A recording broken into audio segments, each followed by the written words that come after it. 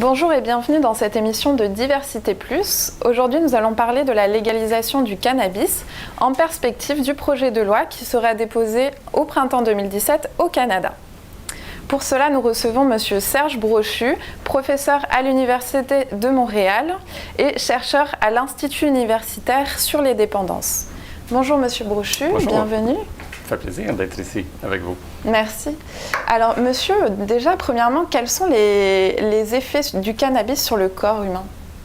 Les effets du cannabis, c'est une substance psychoactive, c'est le terme que l'on donne. Ce que ça veut dire, c'est que ça a un effet sur le système nerveux central. Habituellement, les gens qui consomment du cannabis peuvent se sentir plus relax. Certains ont des rages de faim, mais la majorité ne sont pas agressifs, ils sont plutôt pacifiques, vont vouloir discuter.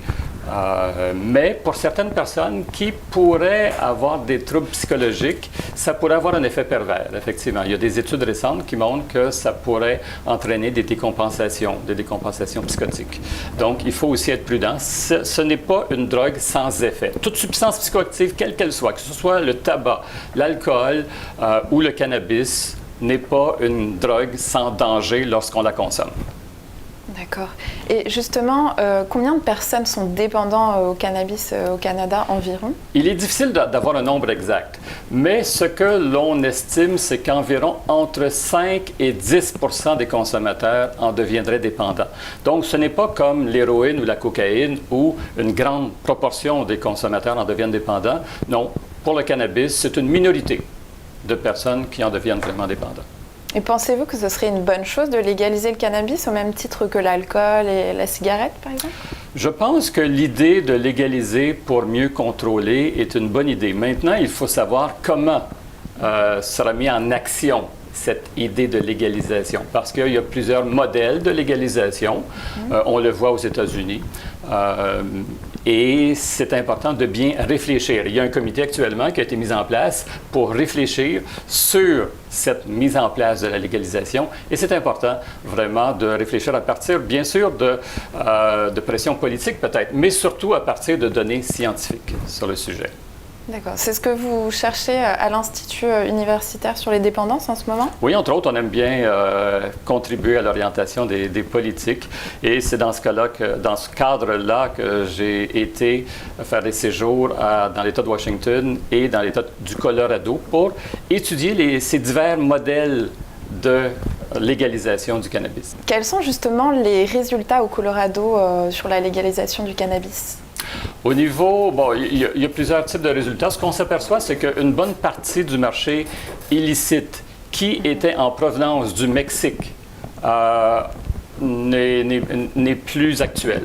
C'est vraiment la production du Colorado qui est vendue au Colorado, mais également dans les États voisins du Colorado où c'est encore illégal. Donc, on s'aperçoit que ce n'est plus un marché noir, mais un marché gris, parce que c'est une production licite qui est détournée vers des endroits où c'est illicite de le consommer. D'accord.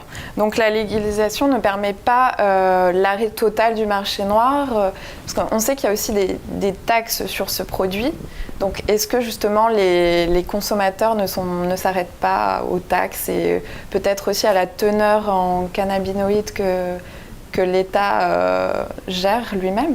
Vous avez tout à fait raison. Il y a plusieurs éléments sur lesquels le comité d'experts va devoir se pencher. Les taxes en est un, parce que la légalisation entraîne également des coûts. Il y a des coûts à la légalisation, parce que si on veut mieux contrôler, il faut avoir des inspecteurs qui vont contrôler. Et il y a des coûts associés à ça. Mais il faut savoir aussi qu'actuellement, le marché illicite a d'énormes profits de cette vente du cannabis. Donc, il y a de la place pour ajouter des taxes tout en conservant des profits intéressants pour soit les producteurs ou les distributeurs. On s'est aperçu qu'au départ, à Washington, le cannabis légal, celui qui était vendu dans les centres de distribution, était beaucoup plus le prix était beaucoup plus élevé que sur le marché noir. On peut croire qu'à court terme, le marché illicite va maintenir sa participation dans le commerce du cannabis. Et ça, ça va dépendre un peu aussi à moyen terme et à long terme de la part qu'on lui laisse. Parce que bien sûr, si nous imposons, disons, un âge légal de consommation à 21 ans, on sait au niveau des études de prévalence que les plus grands consommateurs sont entre 15 et 25 ans. Si on impose cette limite à l'âge légal à 21 ans, il est certain que le marché illicite va se diriger vers les jeunes consommateurs. Si on impose des limites au niveau de l'heure d'ouverture, des heures d'ouverture d'un commerce, s'il doit fermer à 18 heures, disons, il est certain que le marché illicite va se diriger vers les oiseaux de nuit pour vendre leurs produits. Si on impose une limite au niveau du THC, qui est l'ingrédient actif au niveau pour les effets.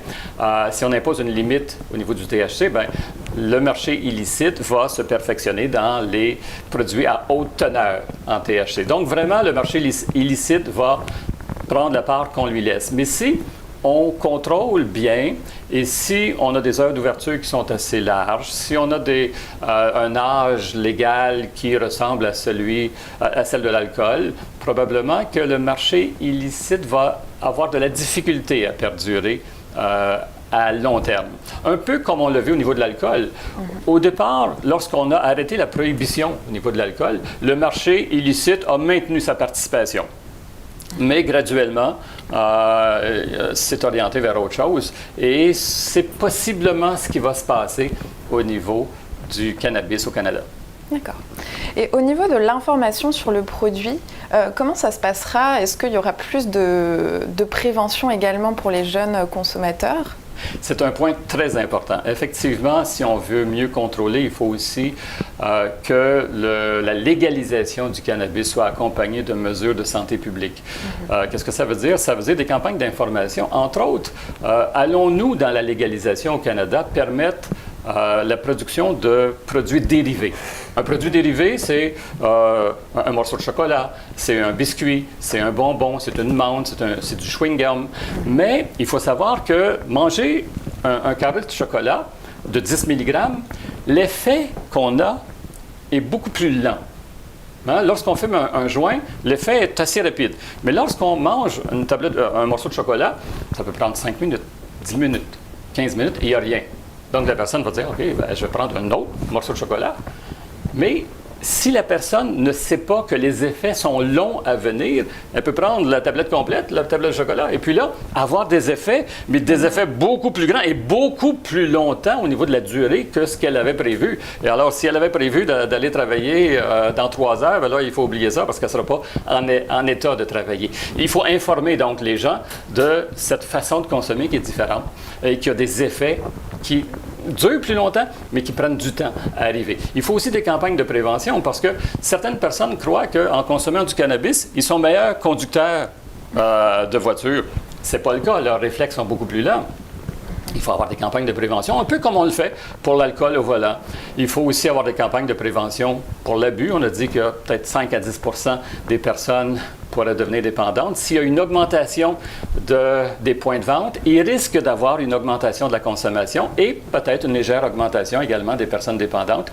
Il faut prévenir, leur dire que non, c'est pas parce que le cannabis est maintenant légal que c'est une drogue inoffensive. Non, c'est une drogue qui peut causer des effets et qui peut éventuellement rendre la personne dépendante de ce produit. Il faut aussi pouvoir avoir des mécanismes d'accès vers des traitements pour les personnes qui deviendraient dépendantes. Donc, effectivement, vous avez tout à fait raison. Il faut que cette politique de légalisation soit accompagnée de mesures de santé publique.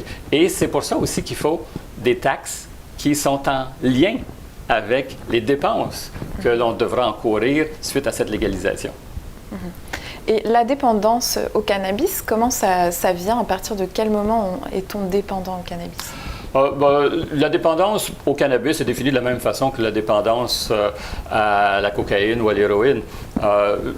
Il y a plusieurs critères. Nous avons des guides au niveau de l'évaluation de la dépendance. Mais en gros, si je veux vraiment schématiser ce que c'est que lorsque on a de la difficulté à se passer du produit, lorsque le produit a le contrôle sur nous plutôt que nous sur le produit, si, disons, on manque des activités importantes pour nous parce que nous sommes sous l'effet du cannabis. Lorsqu'on a de la difficulté à passer une journée sans consommer, c'est ça. Donc, on s'aperçoit que c'est plus tellement nous qui contrôlons, mais le produit qui nous contrôle.